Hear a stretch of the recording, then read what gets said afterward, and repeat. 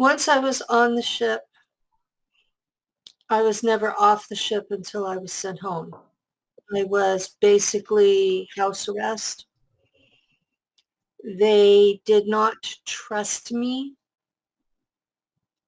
because I formed attachments during love affair. I was in this gray zone of too well-trained to be discarded, but too emotional to be trusted. I see. And because I was a Draco hybrid, this confused the Germans because Dracos are noted for not showing love, affection, or any of those things. They were noted for exactly what the Germans had expected of me, which was lots of sex with no attachments. And so I was an anomaly, something that they didn't know what to do with. So they chipped me into the ship's computer. Oh, the freighter I was on was called the Zollheimen, and it's spelled with an X. And it was old, even for then. It was one of the cigar-shaped aluminum outsides. It was aluminum on the outside, and it had shielding that made it shimmer.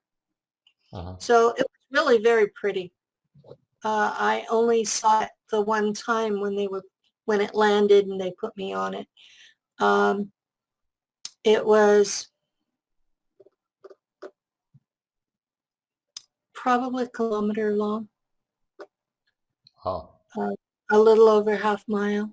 And I was one of 3 navigators they had on board. Was it from the old days when they had their first, you mean the cigar shape? Where did that come from? Is it like one of the originals? Was it like a submarine based or something? No? It was submarine based. It was the first kind of design after the Hannibal. The Germans are very waste not, want not. They will keep using technology until it completely falls apart, and then they'll melt it down and recycle it. Until then, it's in use as long as it can be stitched back together. There are still bases with card punch computers, the cardboard cards. Right. There are still bases using those. So as long as it functions, it's used. When it can no longer be repaired, then it will be recycled. And if they can upgrade it, in the meantime, they will. But nothing gets thrown away as long as it's usable. So this was an older ship. It was obsolete when they put me on it in 1990. We transported mostly people in various stages of war. We would transport soldiers, usually Americans, people like Randy Kramer. I'm not saying he was ever on my ship, okay? I'm saying those were the kinds of people we took, were usually Americans. They were usually Kruger or Department of Defense, possibly people like Jason Rice. All I knew was we went to Mars, we we got our hold filled with these humans, and then we went to battle, and we would drop them off on the planet. Okay, so that was like a military freighter. Yes. Okay. And then while we were there, they would capture prisoners of war, and we would fill the hold with the prisoners of war. And then we would take them either to a German cyborg conversion factory, or if all of our factories were already busy, we would take them to planetary corporations. And yes, they were our enemy, but we would get more advanced tech than what we had in exchange for these prisoners of war. So it was, from the perspective of the two factions, it was a win-win situation. And most of the cyborgs from both factions were sold for advanced tech anyway. The Germans mostly got technology from the Draco or the Mantids, not the Mars version, the Mantid Empire. Okay. There are subject races subjected to the Draco who would also share technology in exchange for protection. The best way to describe it is the Germans were running a protection racket. I see. Mafia style. I see. So from whom? From the Draco? From us. No, isn't that the way the mafia always does it? You sell protection from yourself? Ah, I see. Okay. Yeah. Come on. You know, you have a mafia in your country too. But those they would be racketing with the worlds that are already subject to the Draco, or not? Yeah. Okay. Worlds that were already subject to the Draco.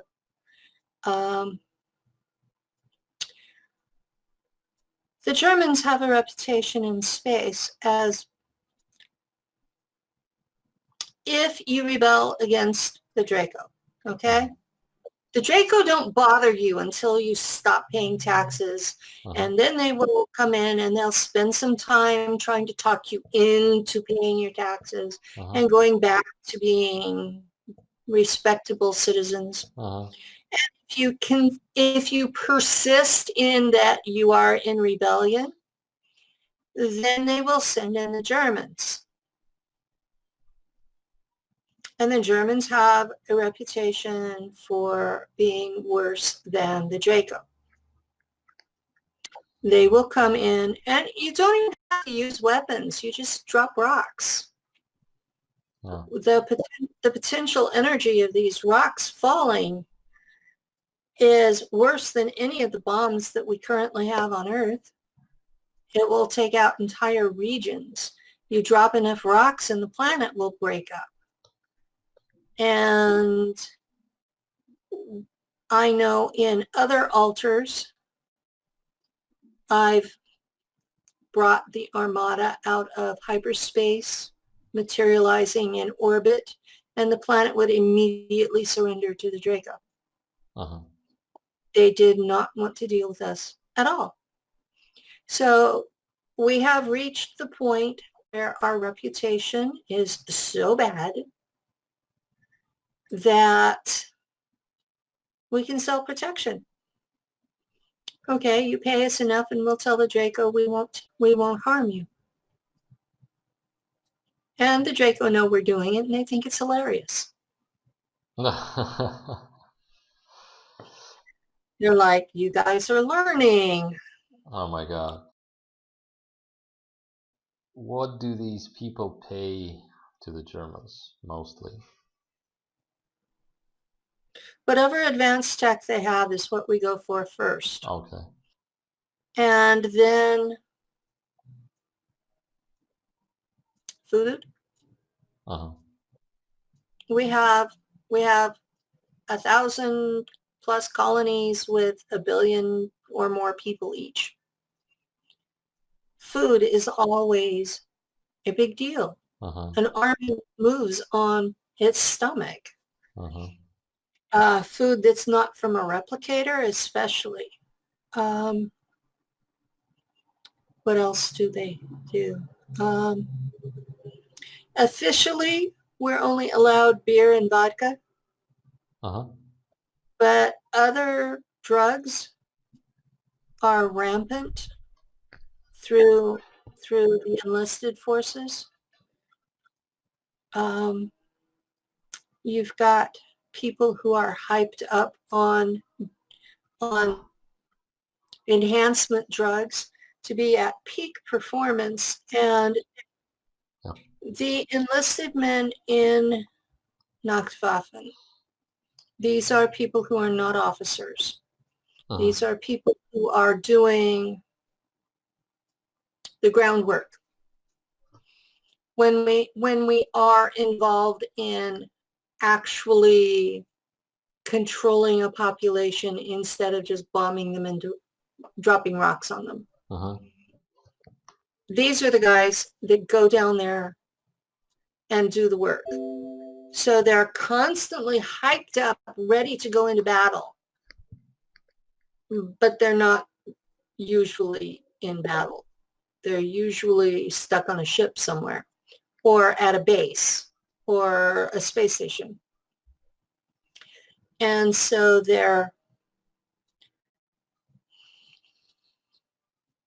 there's a lot of bootlegged things for them. So the troops that you were carrying all the time, Mm-hmm. do the jumps, because you're saying hyperspace, do the jumps vary in the length of time depending on the actual physical distance? Like if you're jumping from here to Mars or from Mars to another constellation, and what are the time spans on that? If you jump from Mars to, I don't know, whatever system, another constellation or something. Well, going from Mars to Vega Prime takes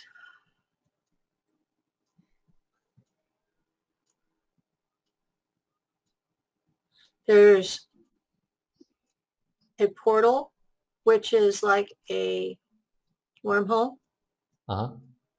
that goes part of the way. Then you come out and you go into hyperspace to the next portal. And then you follow the portal through the star. And the whole trip takes about 3 weeks. Whoa, that's a long time. It's not like teleportation as we imagine it. All right. Teleportation in real time only goes the speed of light. You're talking, this is what, 40? I can't remember the exact numbers. How many light years is Vega Prime away from here? Yeah.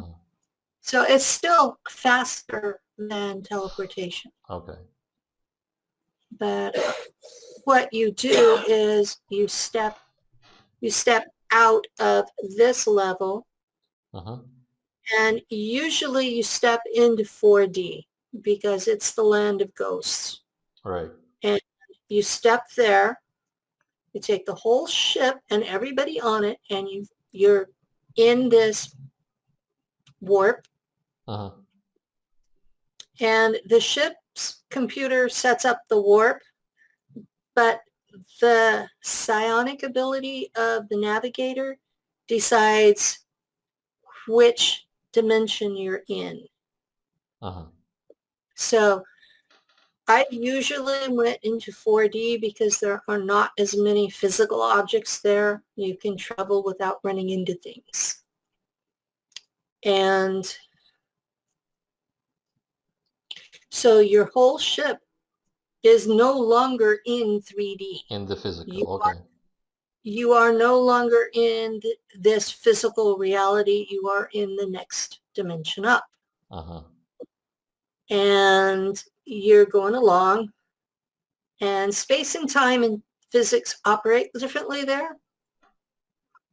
And you have to watch what people are thinking because they can materialize objects there. Manifest things, okay.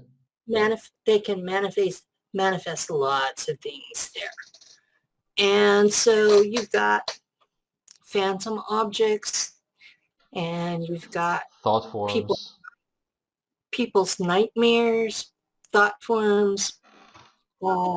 Dead people will appear on the ship because you are in the realm of the dead. And you have this time period that you're traveling. Now, when you decide to go back into 3D, you have to make sure all this other stuff stays behind. That's the navigator's job. All the other stuff stays behind, and none of the people are in the walls or the floors or the ceiling or each other. You know, there are horror nightmares of when they were first developing this technology. But you also have to make sure that when you're coming back into 3D, you're not in the middle of a star or a planet or an asteroid or any other physical object, or in the belly of an energy feeder. And that is where your psionics kicks in. You have to foresee it, right? Okay. You have to foresee it. You have to be able to be in one dimension and see into another one at the same time. Is that like foreseeing the future, basically? And making your choice depending on what you see there, or how?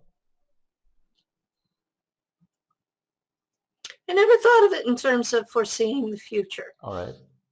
Because there's no future, so you're basically seeing what your choices are, right? You're seeing what's there, and your real choice is, do I want to come out there or do I want to move over a bit? And it's something, because you're chipped into the computer has a say in it too. So you're not just you. It's very hard to explain that part. And I had already been initiated into the Order of the Black Sun. So I was already AI in a lot of ways when I was chipped.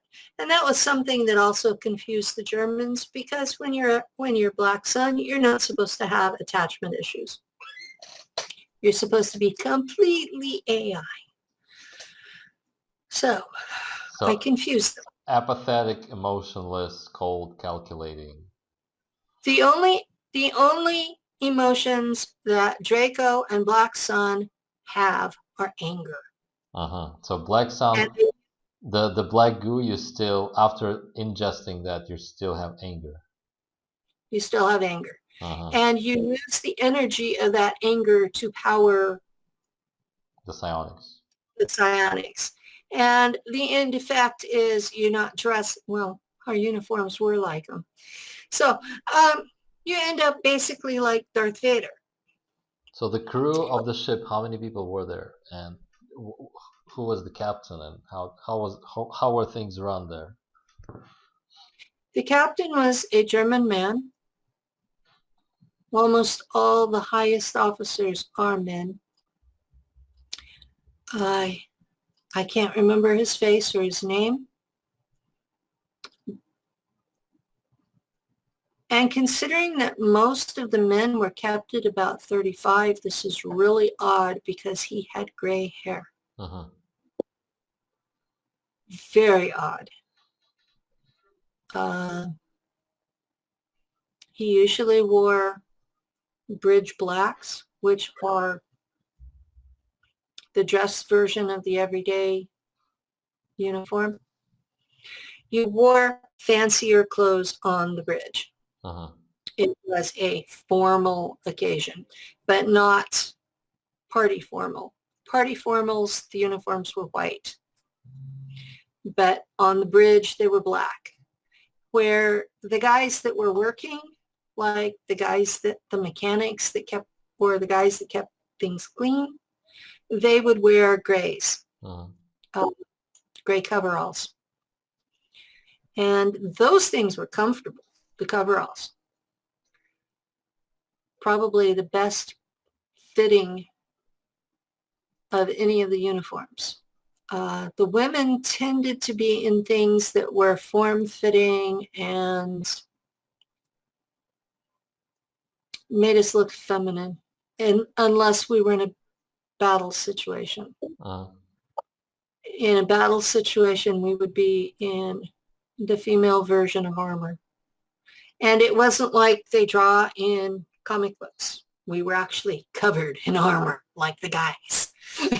They didn't want us dead.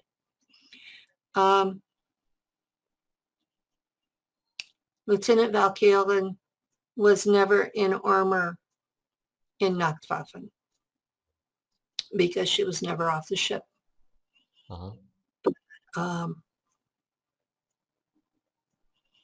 The crew, how many people were there, approximately? Or how many people did you see at one time?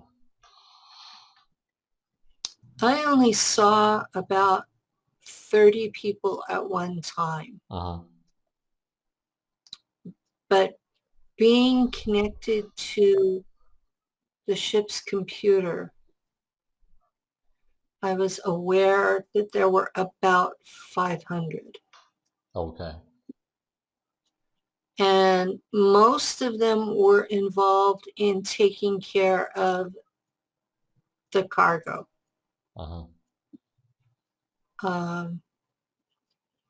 Because they were very close quarters for the people involved.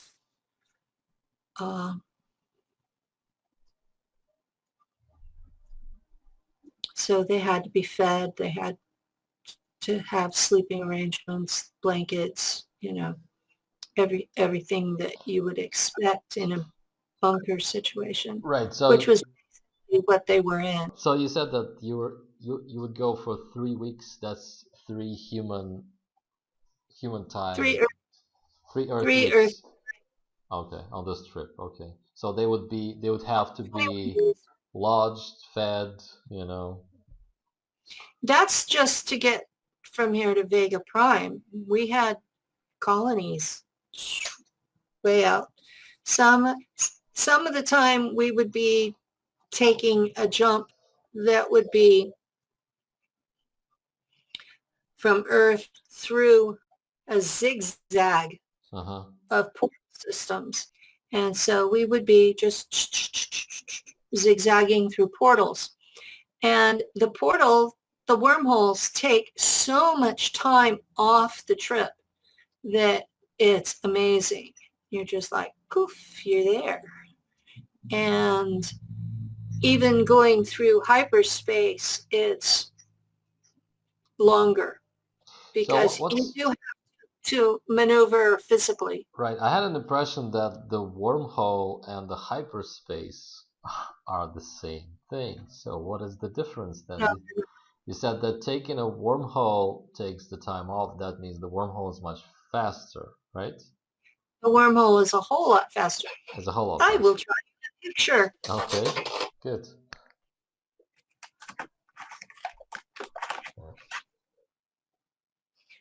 Okay. Can you see this? Yes. Okay. The wormhole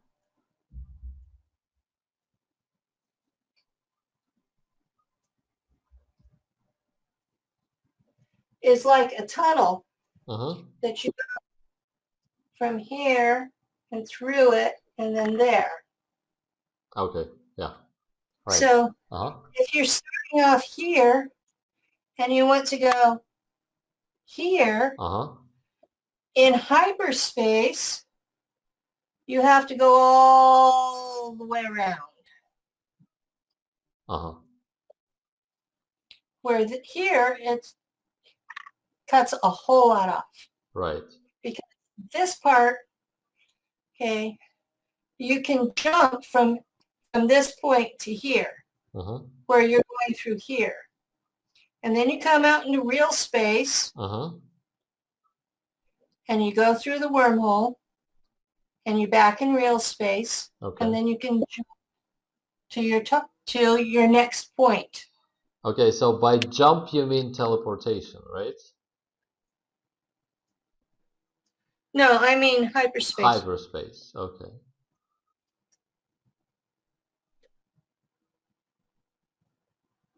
Mm-hmm. Okay. So the question is, why can't you jump from point A to point B straight?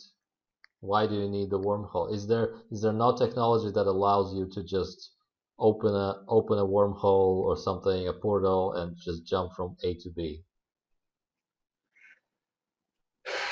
No. Okay. What you can use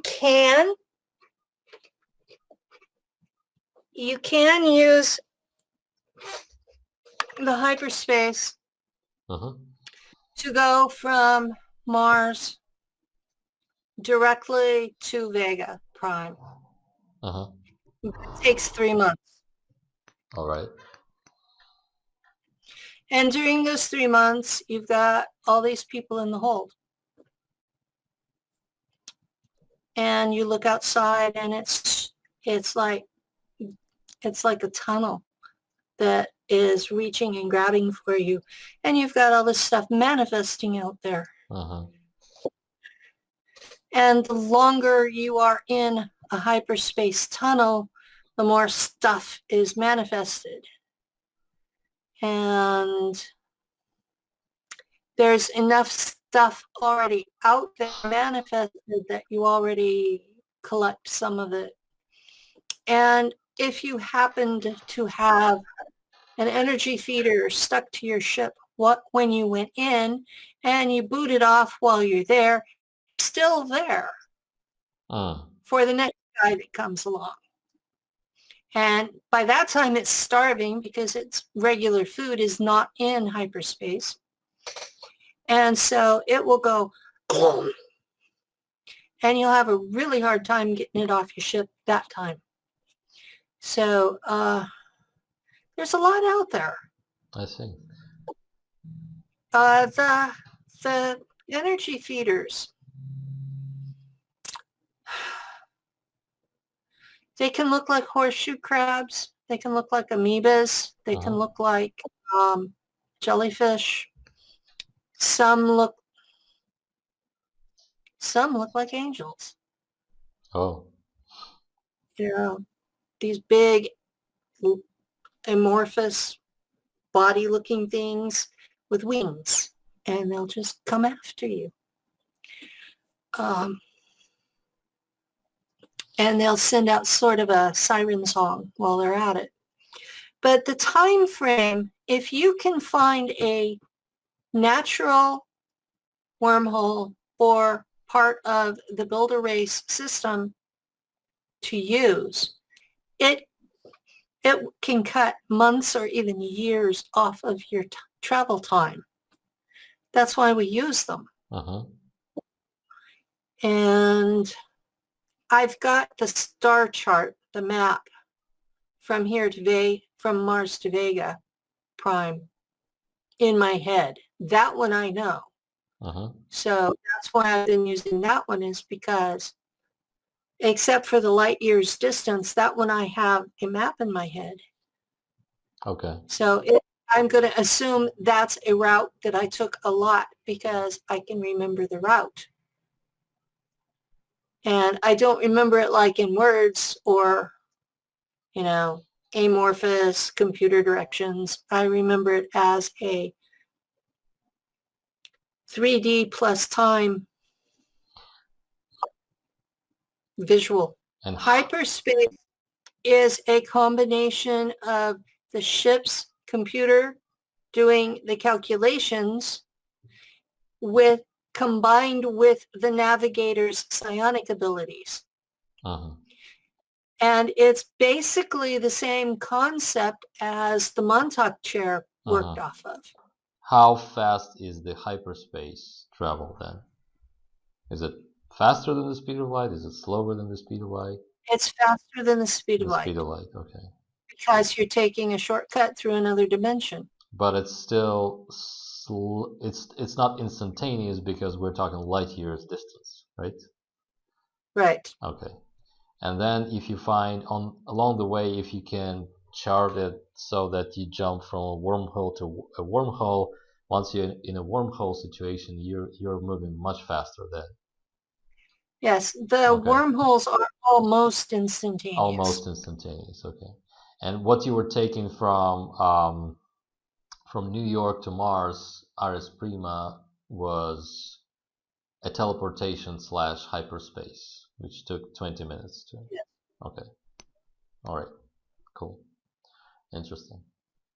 What about time travel? When you had to go back to the base, did you have to also spend like 3 weeks? And that would make it, let's say you go from Mars to Vega 3 weeks, and then the 3 weeks back, does it make it 6 weeks until you come back to the base on Mars? Or do you have a shortcut to maybe make a time loop to come back at the same time? Or how does that work? How does that work? We're going to call this regular time, but we're going to compare it to a river. I see. When you are here and you want to go there, you jump here. And in this realm, you can step back into that river at any point you want. You can go from there and you're going along here. And then you jump to that physical location, but upstream. I see. So you've also traveled in time. I see. And no, that doesn't put you in another timeline. You're in the same timeline. I see. So the physical distance and the physical time can be then varied. You can jump to a distance, but to any time period you wish. And that means that we're talking hyperspace right now. This is a hyperspace traveling. So when you're coming back, you can actually, the physical distance takes that much time, but you're coming back to any time you want on Mars. Do you? Okay. Which is very handy. Yes, it is. So you still have to do lots of things at once. Right. Right. So you still, whatever you do with that technology, you still have to spend the physical time of 3 weeks or whatever on the travels, right? There is no avoiding that. You still experience the travel time. The travel time as being weeks, months, and so on. But you can. It's linear as far as how you experience it. You're here, your travel time, you're there, and even the backing up a little bit in the stream so that you're getting there ahead of where, then even that is experienced linearly. Right. One after the other. I see. Just like you experience time in your natural life on Earth. One thing after the other. Okay. And then what was on your missions then? Was it the requirement to jump from, say, you're departing from Mars at 2 o'clock in the afternoon? Was it a requirement to get to whatever destination location at the same time, or different time, later, earlier? What was the? It was a variation on mission. They had a time frame that they wanted you there. So you had a due date. Okay, like a window. You had a window. Okay. Okay. Interesting. But if you travel around backwards in time too much, you have to deal with the time. And with the time core, is it a corporation, or a core as in a military core, or is it just a military core? A military core. And who is in this core? They're part of the Galactic Authority. I see. And we're going to talk about that later, because it's a big subject, I guess. The Galactic Authority is what's left of the governing bodies that were in place at the time of the Builder race. I see. And they were a collection of the advanced races at the time. And over time, they've added new, and as older races died out, they left. And they're still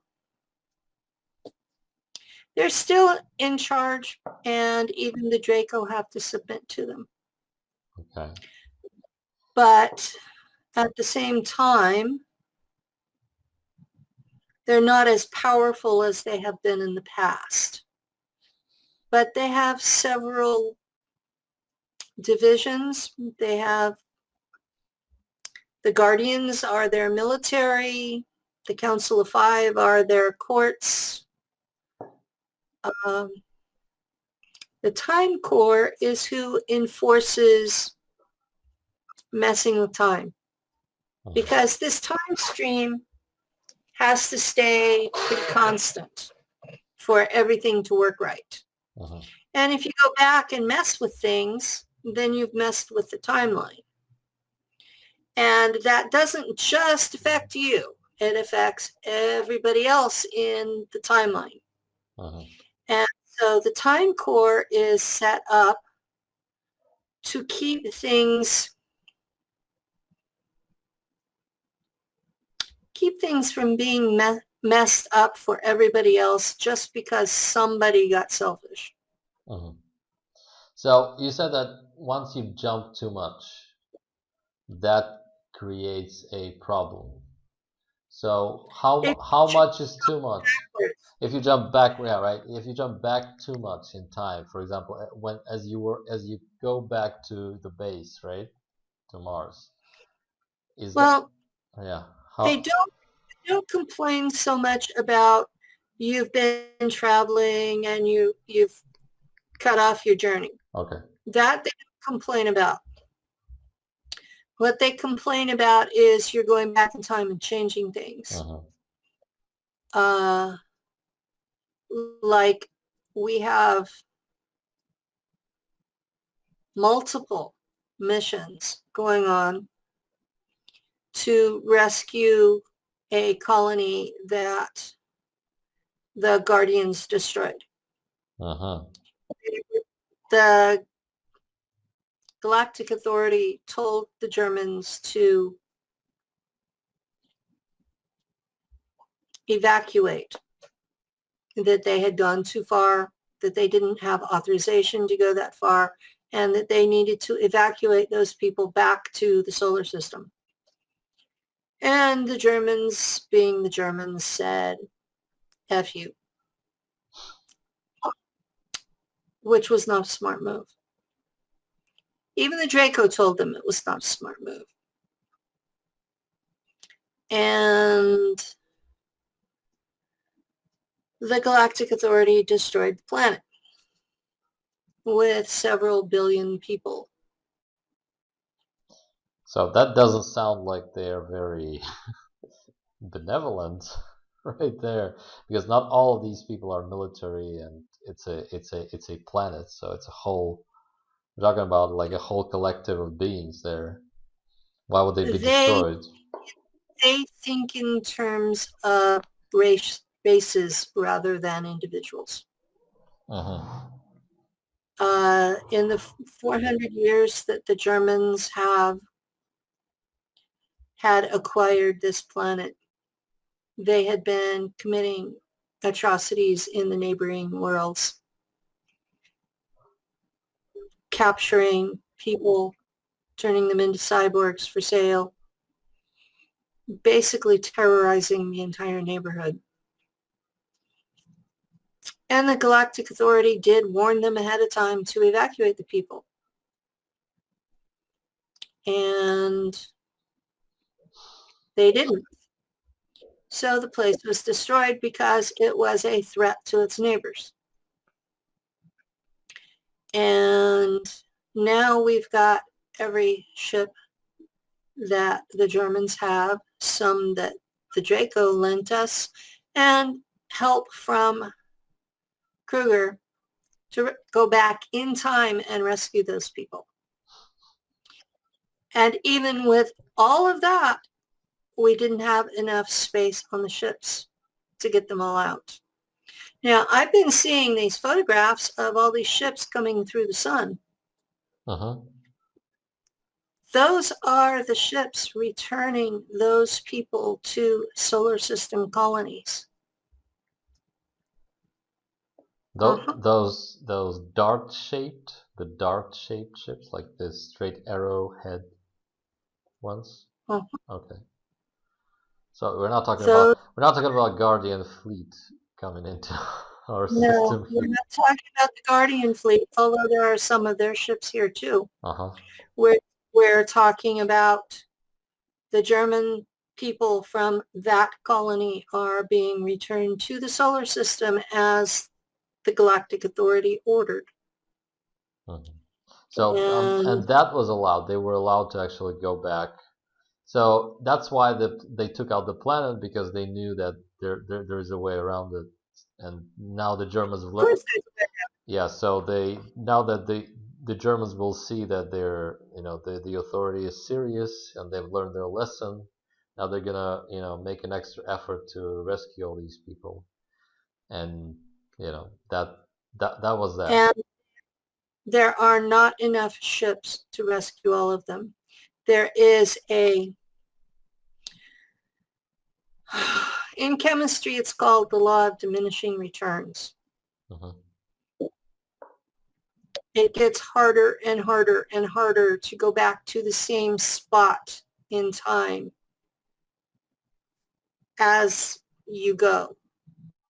And it kind of wears out the fabric of time in that spot.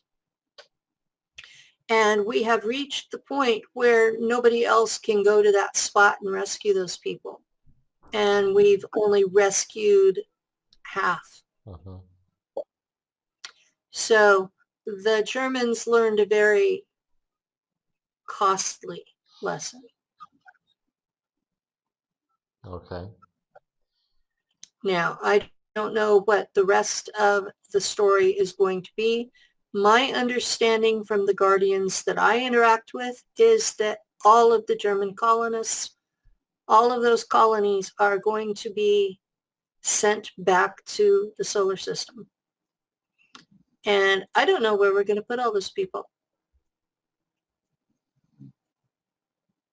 Honestly, we're talking over 1 trillion people. 1 trillion. And we think we're crowded with the 5 billion we have on Earth now.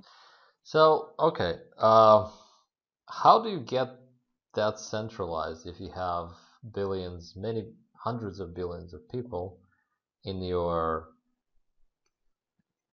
space colony network?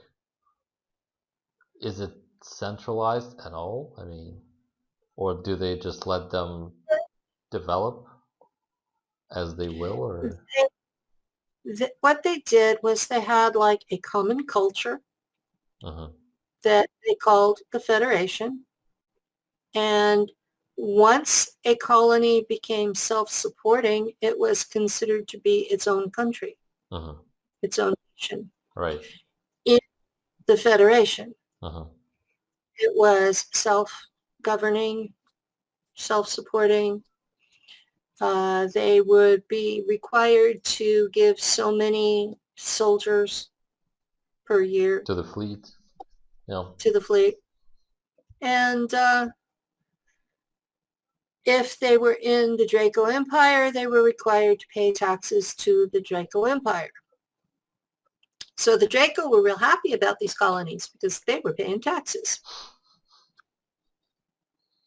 But they're not real happy with what the Galactic Authority has done. And I don't know what's going to happen with the contracts because the Draco are really nitpicky about their contracts. So I don't know if those people are going to have to continue to pay them taxes once they're back in the solar system as refugees or not. But my understanding from the Guardians that I've interacted with is that all of the human factions out in space are going to be pushed back into the solar system inside the Oort cloud, and that we're going to be trapped in here until we can learn to live without pecking order slavery. How does that correlate with what the Draco are doing? If you're talking about galactic authority and all the atrocities, many people would say that it all starts with the Draco and it ends with the Draco. Once the Draco are gone, we may or may not sort it out, but we have to sort of first get rid of the real problem, which is the Draconian Empire. The Draconian Empire are not the cause of the atrocities. The humans are. We go out there. Now, the history that the Guardians told me was that every 15 to 20,000 years, we escape our planet, we go out into space, we create all kinds of atrocities. The Guardians have to bring us back. That they give us a choice between keeping pecking order slavery or becoming a galactic level 0 civilization.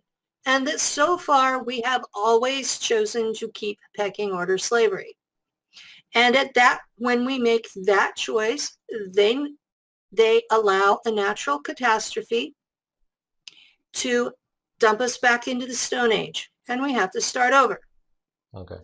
Now, that cyclic catastrophe could be averted. They have the technology to do that. And they would if we chose to give up slavery. And by slavery, you mean the space slavery? It's slavery on Earth. It's debt slavery on Earth. You know, the working man who has to work every hour of his waking moment just to pay his bills. It's the pecking order where you have elites and then managers and then people who work all their lives and never get anything. It's the religions that are based on extraterrestrials telling us what to do instead of our own innate spirituality. There are real religions on this planet, mostly shamanism and nature faiths. Anything that has a sky god, you're worshiping an ET. And they want all this stuff stopped. They want us to get to the point where we value each other, where we take care of every single individual on the planet, regardless of how we figure their worth is. Whether you think they deserve it or not, they get the basics: housing, clothing, food, basic education for free. Okay. It costs nothing. This is what the Galactic Authority wants of us. What about the Draco that are taxing the planet then? Is it part of our like overall school system of the civilization, or what? The Dracos that are taxing the planet will take their cut of whatever the gross planetary product is. So they're allowed to do this? They're allowed to do this. Why? Our ancestors made a deal with them. Who did? We're talking back what Bible calls Adam and Eve. Uh-huh. Uh-huh. The serpent in the garden? The serpent in the garden was an Anunnaki Draco hybrid. Okay. I believe his name went to be Enki. Okay, so right. Right. So are we supposed to also figure out that we have this contract and maybe terminate it somehow, or not? Is it possible? Some contracts cannot be terminated. All right, I'm going to ask, from my point of view, an American, it would be like Kansas saying, I don't want to be part of the United States anymore. How far did the Chechens get in the Soviet Union? Right. Okay. You know, that's what we're talking about. You're part of something greater. You're born into it. The contracts are already settled. And until the Draco Empire falls of its own accord, you're stuck with it. And since their lifespans are 500,000 years, they're going to be around a lot longer than you are. So that's one of the things that you just have to say. We're stuck with that. That's a given. Draco are part of our lives. As long as we pay our taxes, they're not going to bother us. What do the Guardians say about the cause of us doing all this every now and then? Going out into space and then, causing all this mess and then coming back. Is it the genetics? Is it because we are not spiritually advanced enough? What is it? Well, they consider us a primitive race. A primitive race, okay. We reach a certain level of technology, usually with help, and we burst out of our prison, or in their term, the Guardians called it a playpen. We break out of our playpen, and they watch us for a while to see if we're going to do any better this time. And when we don't, they put us back in the playpen. Well, there are too many of us to all fit on Earth now, so they're letting it be the whole solar system. And the Oort cloud makes a perfect prison wall. And so we'll be allowed to keep whatever we have unless we manage to destroy ourselves, which is, they have said that no one will destroy us as far as all of us, but they're not ruling out us destroying each other. Okay. The Zoheimen then, let's go back to the ship. In the Zoheimen, everything is a steel gray. It was polished metal that had been sealed with a paint. So it was a matte finish. So it wasn't like shining at you, but it was, this gray was everywhere. The upholstery on the seats was a lighter shade of gray. So it wasn't just unicolor. It was like there had been some thought put into designing the color scheme. All the German facilities, the place where you meet for the meeting at the beginning of your shift. There's a podium in the front, and it has the banner with the swastika. Okay, so you've got this podium that's gray, and it's got the red, white, and black banner with the swastika on it hanging up down the front. And when it gets frayed looking, they get a new one. This is to be kept.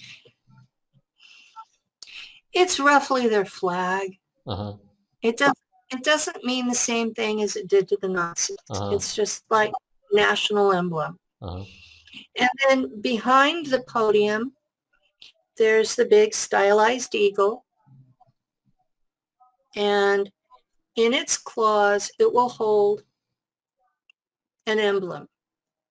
Now, if you're on a world, it will be a map of that world. Okay.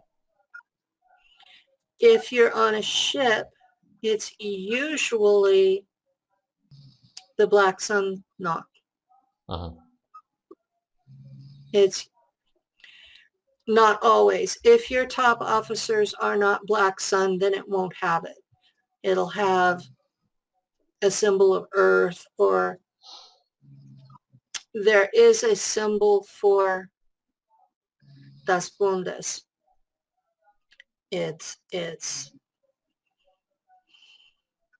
a map of the galaxy with the area where the colonies are. They're set with crystal, but they almost look like diamonds the way they've got them polished. So they'll have these little things in it. It's really pretty. And those are in the shiny metal gray. Briefings are done with holograms, and they're really good. The holograms? The holograms are really good. That you actually, it's like a 3D video.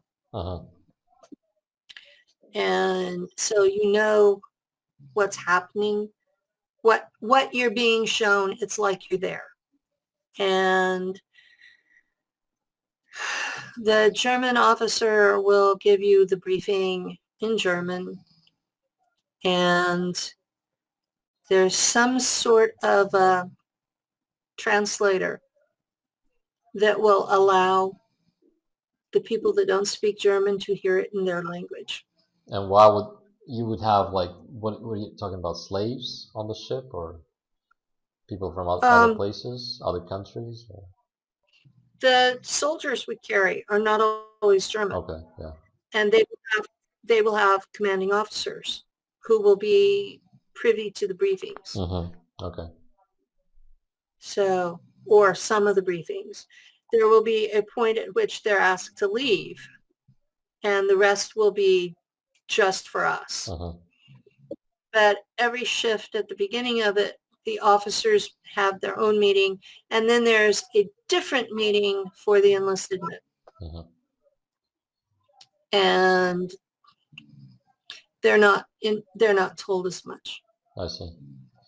Okay, so you said that people from other places besides the Americans, who were there?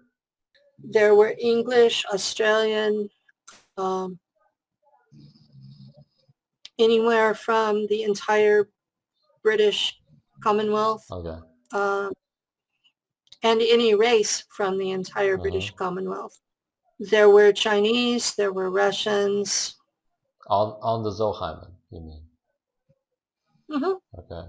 What were they doing there? They were also part of the, I guess, like a concession deal, contributing their troops to the Germans in space, or? You know, it was one of those things that I didn't even question at the time. It was, you're carrying so-and-so today. I see. But you saw, how did you tell, for example, okay, the Chinese are obviously they obviously look Asian. How would you tell that those were Russians, for example? The Russians wore green uniforms. The Americans the ones embedded with us wore blue uniforms. The ones that were not embedded with us usually had an American flag on their shoulder. Most of the peoples would have their flag of country of origin on. Did Russia have like a, back then, was it the USSR or Russia? Did you see any? If you did, well, it was the USSR when I was on the Zollheimen from 1990 to 2014. So I watched it change from Soviet Union to Russian Federation, but we didn't understand the politics. Okay, right. But you saw the commanding officers there. Yeah. Okay. And what were they doing? Were they doing the same thing? I was a lieutenant. I was at the briefings for officers. Right. And the commanding officers would be there also. So they would be going, whoever was on your ship then, they would be going together with the Germans as a drop, the troops dropped on the planet to do a job, right? Okay. Yeah. We would drop the troops and their commanding officers on the planet. They would take care of whatever they were sent there to do. And as they captured prisoners of war, they brought them to us. And then when we had the hold was filled, we would take them to one of the cyborg factories. And then the ship would be filled with the cyborgs, and we would have a destination to take them for sale. But the cyborgs were not the same as you brought in. You take the cyborgs that were produced. What? It takes time. Right. Okay. And what about and what about the troops then? Would you drop them off back to Mars or some? Sometimes. Okay. Sometimes another ship would.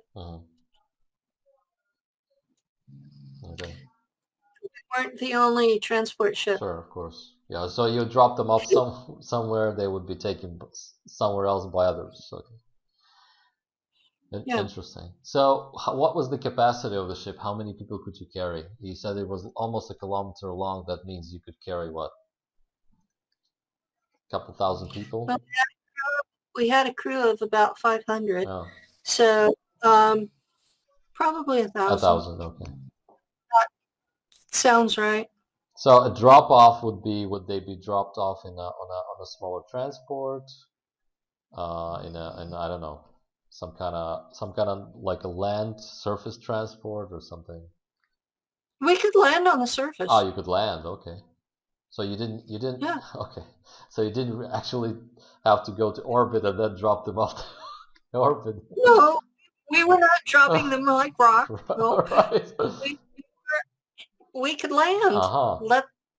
Let down the door and let them walk out on their own power. Because because that means that by that time the planet was already cold. There was no resistance or any danger of ground fire or anything. We had force fields. Okay. We had shielding. We had energy shielding, and if you're landing on a relatively primitive world, that polished aluminum shimmering was terrifying. Oh my God. You're landing on a world that is basically at Earth level, and you're releasing military. And you have this shimmer on this mirror polished finish, and it's extremely intimidating. Almost as intimidating as the teardrop black ships. So, this was it was a very simple design to be this just cylindrical balls on the end sort of shape, and it was very simple, very elegant, and to a primitive world extremely intimidating. The engines, what were the engines like? We had a better version of the bell, the Glocke. We had a lot better shielding on it. One or several? We had one at each end of the ship. Okay. And that was what was in the ends, because that gave room for more shielding to protect the crew. We also had side engines that were plasma, and they were directional and braking. I see.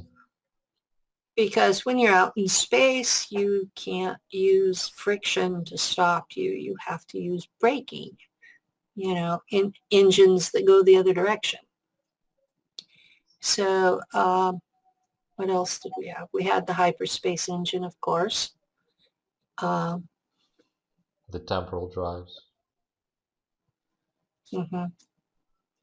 We had what they're calling the EM drive. Electromagnetic?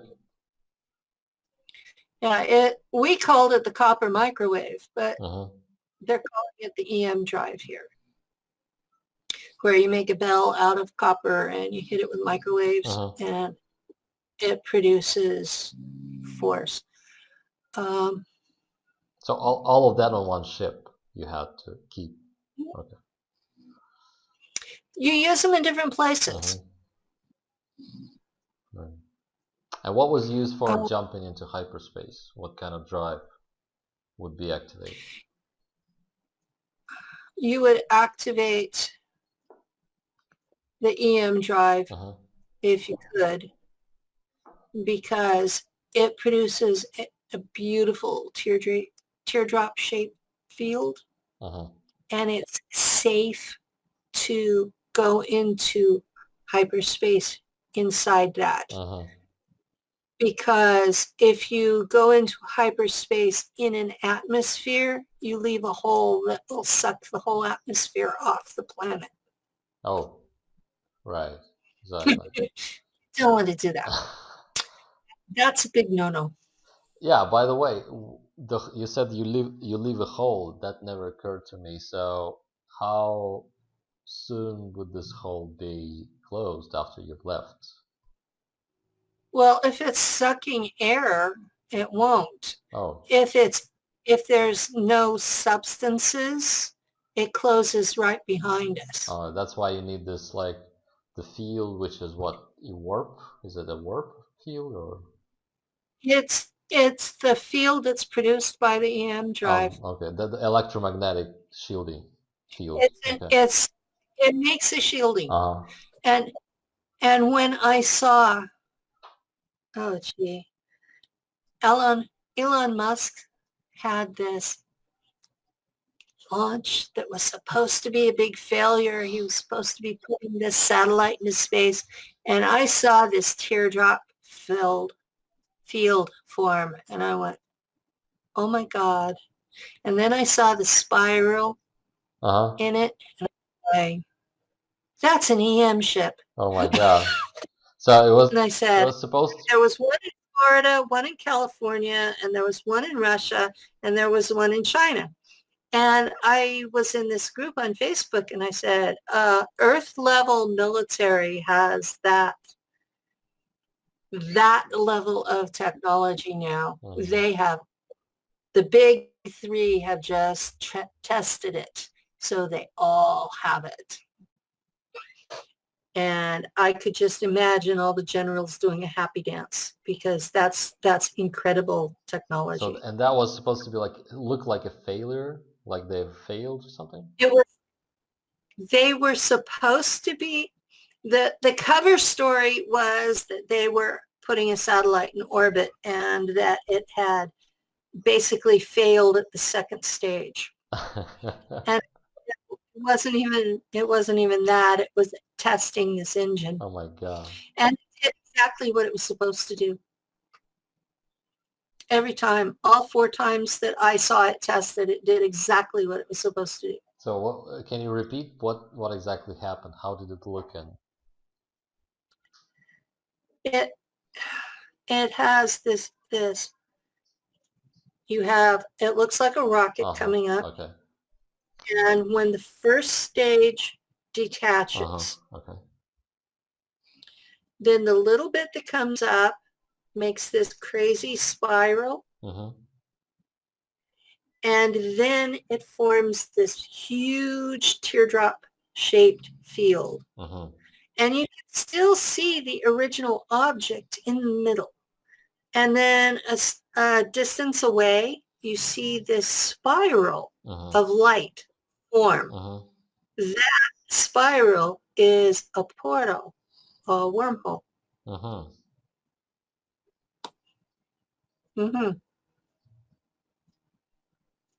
Happens every time. Okay. Amazing. So all these spirals that we saw on YouTube, the spiraling things, they were actually portals opening? The ones related to the EM drive were. Okay. The portals that were related to HARP, those, like the one that was in Sweden, I believe it was a light blue color. That one was also a portal. And I was looking at that going, what do they think they're doing? Do they think they're hiding this? I mean, it's on YouTube for the whole world to see. So the EM drive creates this. You basically turn on a field that is a teardrop-shaped field. Where does the portal come from? Do you open it with some other technology, or? Well, we did. We opened it with another technology. But obviously, Elon Musk's group was testing that because it showed up on the YouTube. Beautiful. So what do you do to turn the portal on to open that? Do you remember? It was a different button on the... That's another button, right? It's another button. Okay, very good. I was in this chair that looked like a dentist's chair, and I had mouse pads that were the same size as my hands with balls in the middle. And they worked in different directions. And I'm driving with my hands while I'm seeing, because I'm chipped into the computer. So I'm seeing all of the 360 degrees everywhere, all the way around the ship. I can look at anything out there I want to while I'm trying to drive and steer away from asteroids that aren't on the charts, or energy feeders, or if the energy feeder is too big, I have to redirect everything around it, because you really don't want to fight with these guys if you can help it. And I mean, you heard me describe how big my ship was. There were energy feeders out there big enough to eat it like it was nothing. Okay. These are beings that have evolved in space to eat the energy plasma that is in space. You know, the stuff that comes off the sun, the currents that go through space. Right. And there are currents in space. You have to know where they are. That's one of the things that the computer keeps track of and just feeds you the information. Well, there's a current there. So if you're getting that, you can go faster. But you also have to watch for the energy feeders if you do that. People don't realize, they think that because this is the first time we've been in space in their lifetimes, that there's nothing out there. This isn't true. There have been some really nasty wars fought in the solar system. And not just one. There have been nasty wars every 50,000 years or so. Nasty wars. And there's derelicts all over the place. And they're not all charted. So you have to keep track of this stuff. Now, there are groups out there. Planetary Corporations is one of them, who is making an effort to find all of these derelicts and take whatever tech they can identify off of it and then recycle the parts, melt down for the metals. So you couldn't leave the ship. Was the ship ever parked? I mean, landed on Mars? Okay. Yeah, we would land on Mars. Mars was considered our home base. And we weren't ever there very long. We were never there more than a day or two at a time. We were always on the move. This was you would think a troop transport, which is basically what we were, would not be as busy as we were, but we took people all over the place. People, soldiers, slaves, cyborgs. That's what we basically hauled. All over the Draco Empire, all over where the German colonies were. And we were usually in support of the Draco putting down a rebellion. And it would sound like that the Draco were losing control of their empire, except that you have to think in terms of how big the place was. There was no more than 0.5% of their empire ever causing any problems. And we were kept busy all the time on that 0.5%. The beings that you took, the prisoners, I assume they weren't all like humanoid, human-looking people. What were some of the types of beings that you saw? Like if you just do the typology, I mean, there are probably hundreds or dozens of them. What were the most, standing out types? People are not going to like to hear this, but almost every animal on Earth has a sentient form in space. There's that many different kinds. And there are,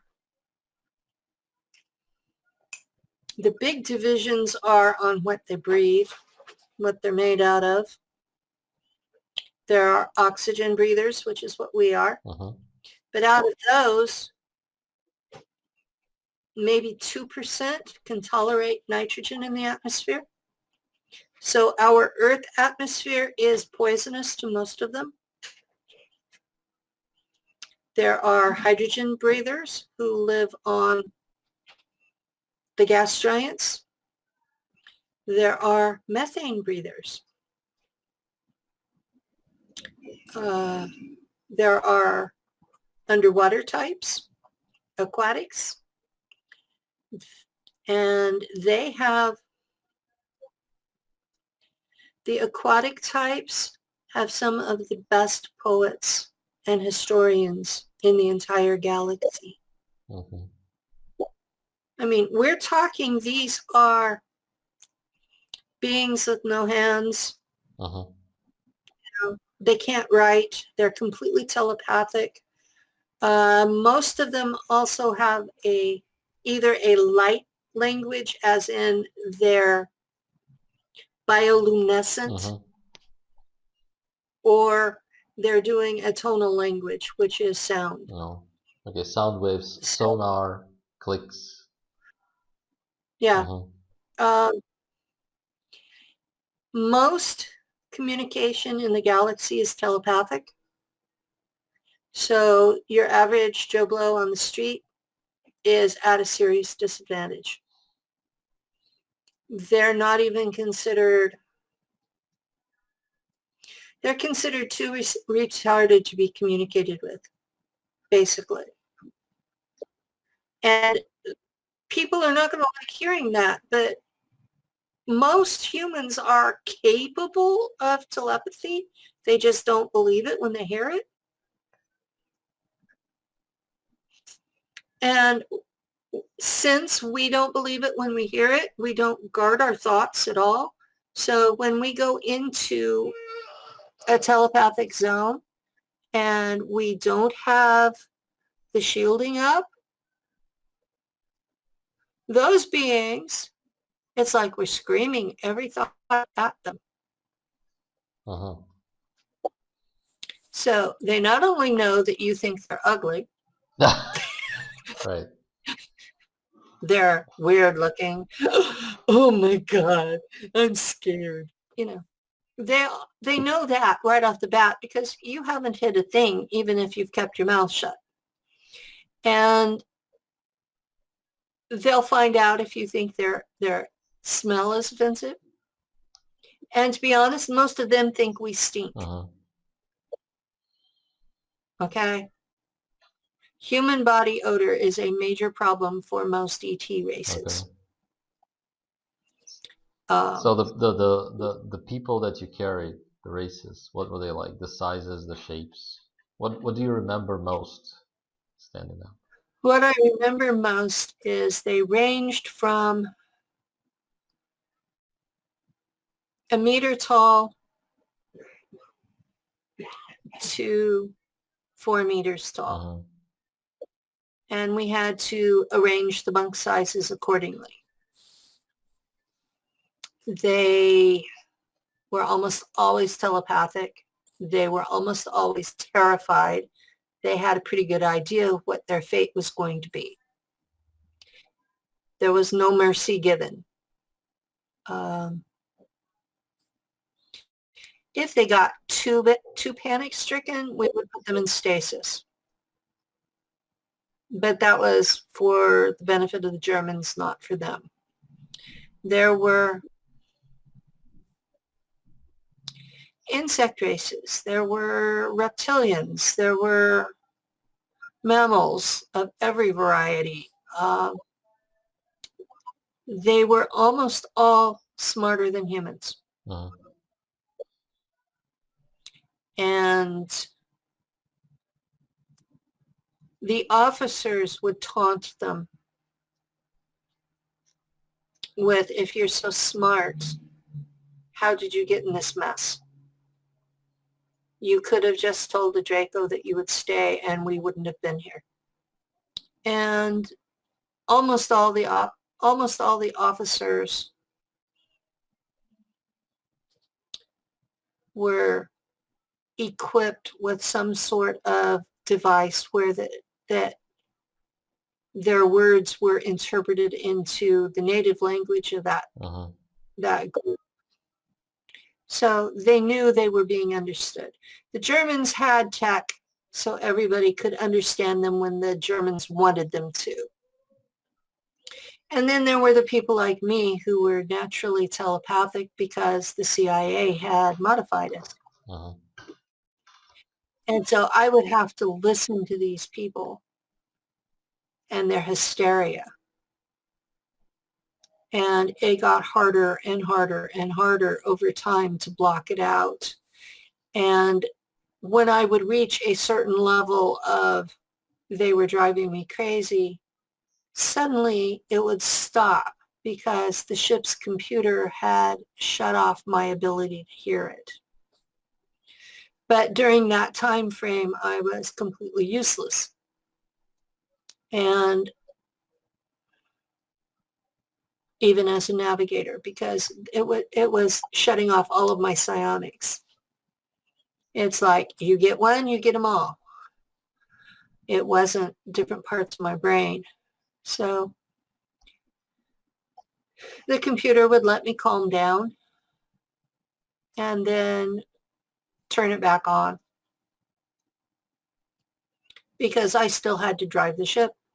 We weren't even torturing them. We took very good care of them on the way back, except for the higher officers telling them they brought this on themselves. Was there any attempt on their part to negotiate with the Germans as they were going along?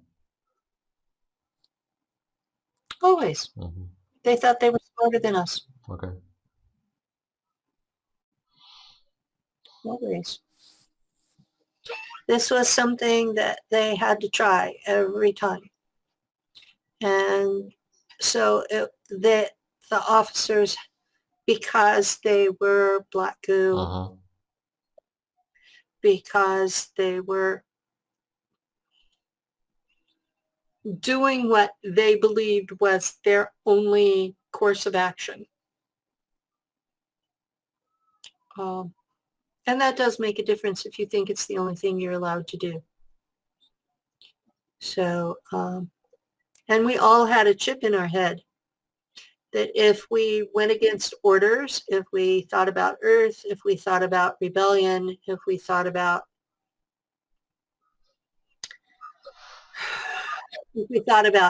attacking another officer, the chip would give us a steadily increasing headache until it would just drop us to the floor. And if we did it repeatedly, it would blow up our head.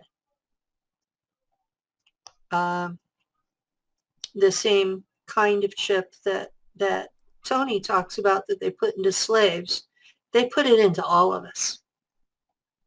Rebellion was not an option.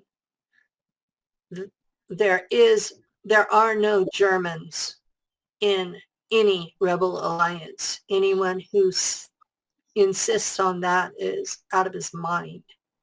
It's not possible. Could they be de-chipped somehow? Someone would catch them and remove the chip or something? How do you remove a chip that's buried inside your head, in your brain? The act of removing it would kill you. And it's too far in to remove it with magnets to deactivate it. Yeah, so did you ever go, what were they kept? I mean, the prisoners, were they kept in like a passenger bay, a cargo bay? Was it separate from where you were?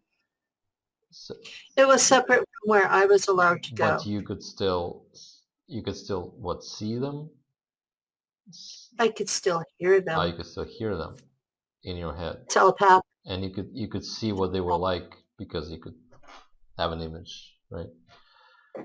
So that was the image with the telepathy. So that wasn't via any kind of monitoring system or anything that you did it.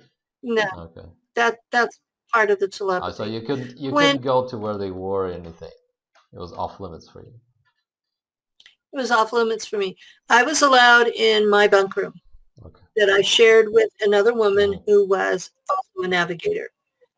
And I was allowed in the officer's mess. And I was allowed at my workstation. And I was allowed at the bridge. And I was allowed at the beginning of the shift officers' briefings. And the hallways in between. That's it. I did not even have a run of the ship. So you've never been to any other parts? I knew from the ship's computer graphics where the engines were and what kind each was. But I didn't know the engineering specs for them. Okay. So the beings that were there, I didn't need to know. So the beings that were there, you could only see them in your mind. You never saw them like on the surface or anything. You couldn't see any of that process. Okay. No. During the morning, well, the shift meetings, briefings, they would show us a hologram movie of who these people were, why we were doing this, how many times that the Draco had appealed to them to change their minds, you know, all of that stuff. So they were prepping you for thinking that you actually did the right thing and it was all okay, it was part of the job, and there was nothing bad about it, right? Okay. So that these people brought this on themselves. Basically, like, well, in America, it would be the National Guard coming in and doing a mop-up after a riot. Yep. Well, these people are doing this, and this. They deserve to go to jail. Yep. You know, they deserve whatever they get.